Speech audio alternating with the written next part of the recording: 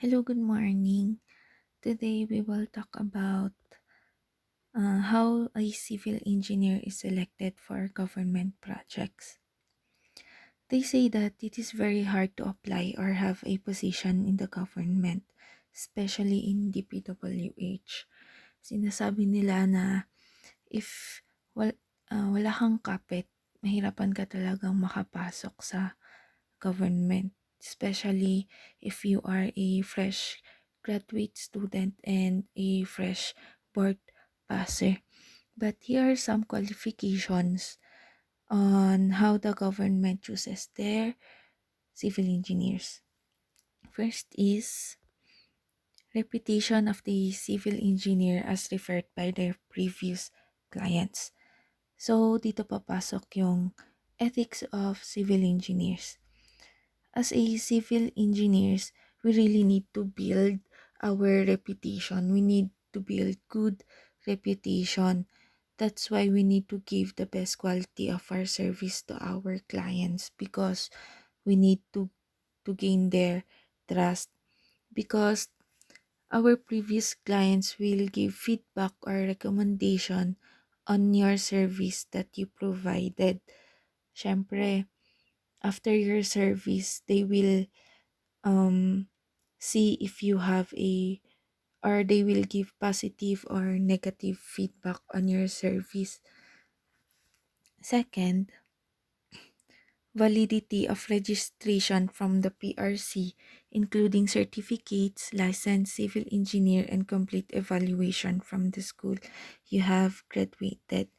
Here it is saying that for you to qualify, you should be a licensed civil engineer validated by the PRC or the Professional Regulation Commission.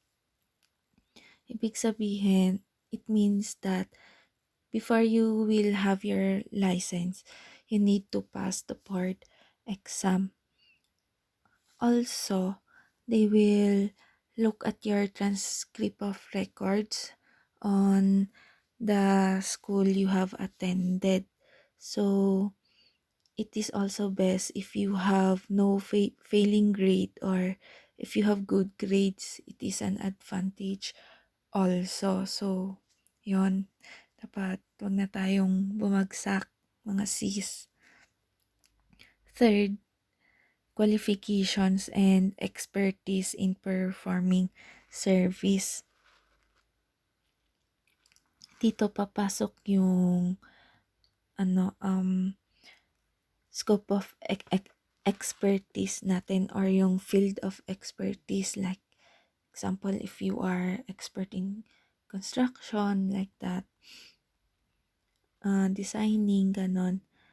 It only says that you should know what you are doing. You should know how to apply all the theoretical knowledge you have learned during the field or the project or the construction na. Fourth is EO 164 and PD 1594 as amended apply to procurement of consulting services and selection of contractor for construction.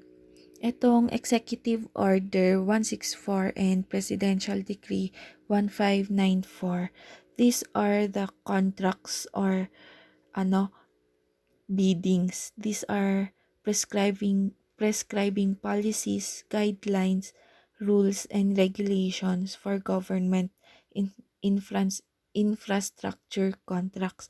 Diba, pag kunwari, if yung project ng government is siguro for commercial or that building is intended for government use. Syempre meron, or hindi lang naman commercial buildings but also sometimes yung mga highways, roadworks din, gano'n. Our government or the DPWH is opening a bidding for the private sectors para makuha yung project as we discussed na before sa past lessons natin. But it is not necessary na you have to apply or take the exam. Kasi parang after naman yung project and contract nyo, hindi ka na part ng government hindi ka na like kailangan mo ulit mag-bid or kumuha ng another contract to be part of the government ulit. Fifth is preferably with at least 2 years of experience in constructions, especially roadworks. Why especially roadworks? Of course, kasi most of the government projects are roadworks related. And if the government as a project, for example, nga commercial building, if that commercial building is intended for government use, doon papasok yung biddings which is yung EO 164 and PD 1594. Last, the civil engineer or the applicant must know land use and regulation expertise, especially government policies. Etong land use is yung characterization of land based on what the land is intended for. Example, if the land is intended for commercial ba or what, ganun. Here, the civil engineer must know if the land is suitable for the project. That is why the civil engineers are also doing surveying and they are checking the quality of the soil. Syempre, the civil engineer must also know government policies. It is important to understand it for the public safety also. So we will go to how a civil engineer is selected for privately owned projects. When an owner decides to seek professional services for the design and construction of a facility, he is confronted with a broad variety of choices. The type of services selected depends to a large degree on the type of construction and the expertise of the owner in dealing with various professionals in the previous project undertaken by the firm. So here are some qualifications. First, a civil engineer must have communication skills, critical thinking skills, leadership, project management, and technical skills. So for the communication skills, every civil engineer should know how to negotiate, or we should know how to communicate to the people around us so we can have a smooth flow of command to the people working under you. Example, kunwari example, inutusan mo yung mga trabahador or binigyan mo sila ng specifications na, ay, dapat ganitong halo tong semento, ganyan. Tapos, pag pouring na, mali yung inilagay nila. So, wala yung communication skills natin doon. And then, for the critical thinking skills and technical skills, pagsamahin na natin. Dito papasok yung what if may event or situation or problem na that has occurred during construction.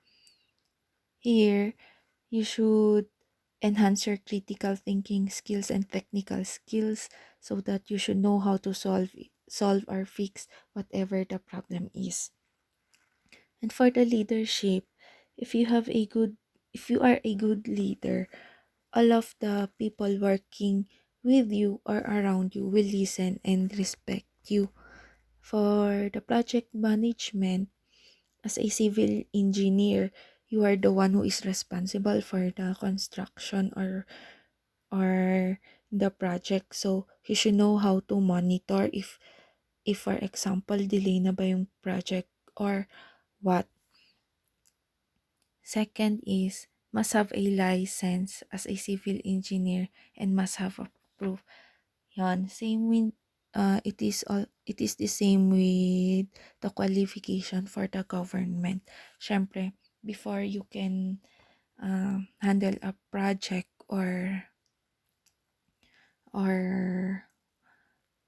syempre you need to have a licensed civil engineer. But meron akong kakilala na tito siya ng friend ko. He is a civil engineer graduate, also master na din siya, but he didn't took the board exam, so he is not a licensed civil engineer.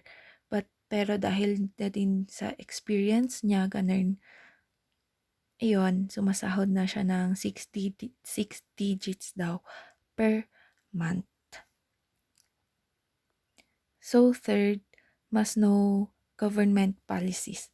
Syempre, hindi porket you are working as a private-owned firm or you're working in a private company, you also and you must know government policies pa rin. For example, sa land na tatayuan nyo ng building or structure, there are trees. Syempre, on our government policies, we are not allowed to cut trees without permit. So, yon, that's one of the example na I could give as a government policies. Four is must have credentials. Syempre, as a civil engineer, we should have a good reputation nga, and you should have a good background as a civil engineer. So, in every project or construction we are doing, we must take responsible on what we are doing. Kasi syempre, we are responsible for that structure. So, that structure is connected or that project is connected under your name or our name as a civil engineer. Also, credentials is having good grades and having high board exam result. Also, you could show that you have attended seminars, and yan. Lastly, for some companies, they require some experiences to be qualified.